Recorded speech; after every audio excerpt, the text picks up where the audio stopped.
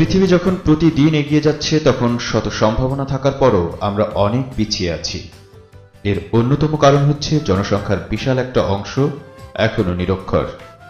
নিরক্ষরতা দূর করতে ক্ষমতাবানরা মুখে মুখে সফলতার বলি আওড়ালেও বাস্তব ব্যবস্থা শোচনীয়। লোক দেখানোর ব্যাপক কর্মসূচি গ্রহণ করলেও তা বাস্তবায়ন করা হয় না। নিকট ভবিষ্যতে দ্রুত নিরক্ষরতা দূর করার সম্ভাবনাও কম। তাই সরকারের আশায় বসে থেকে লাভ নেই। দেশ আমাদের, জনগণ আমাদের, সুতরাং দায়িত্ব আমাদের। যার যার অবস্থান থেকে যদি আমরা নিরক্ষরতা দূর করতে আন্তরিকভাবে চেষ্টা করি, তাহলে অল্প সময়ের ব্যবধানে নিরক্ষরতার অভিশাপ থেকে জাতিকে মুক্ত করা সম্ভব। সপ্তাহব্যাপী সাক্ষরতা অভিযান কর্মসূচিতে এসব কথা বলেন শিবির সভাপতি আব্দুল জব্বার। আন্তর্জাতিক সাক্ষরতা দিবস উপলক্ষে সপ্তাহব্যাপী সাক্ষরতা অভিযান কর্মসূচি পালন করেছে ছাত্র শিবির।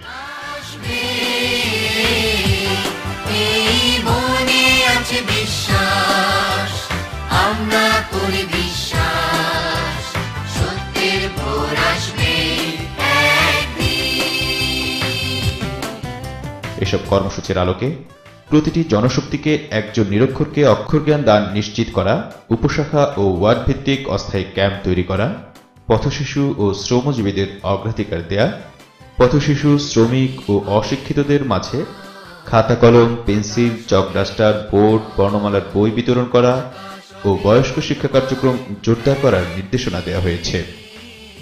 কর্মসূচিতে অংশ নিয়ে সেক্রেটারি জেনারেল আতিকুর রহমান বলেন, ধর্মীয় ও সামাজিক দায়বদ্ধতার কারণে ছাত্র শিবির প্রতিষ্ঠালগ্ন থেকে দেশকে নিরক্ষরতা মুক্ত করতে সাধ্যমতো প্রচেষ্টা চালিয়ে যাচ্ছে। পবিত্র কুরআন ও হাদিসে জ্ঞান অর্জন প্রতিটি মুসলমানের উপর ফরজ করে দেওয়া হয়েছে। সুতরাং নিরক্ষরতার বিষয়টিকে এড়িয়ে যাবার সুযোগ নেই। আমরা দেশের ছাত্র সমাজ প্রতিটি শিক্ষিত মানুষকে শিবিরের এই নিরক্ষরতা দূরীকরণ কর্মসূচিতে এগিয়ে আসার আহ্বান জানাচ্ছি।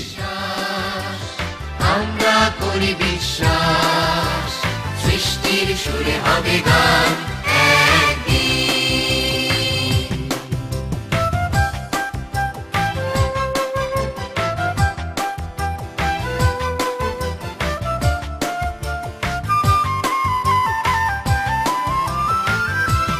আমরা মানি না তো বাধা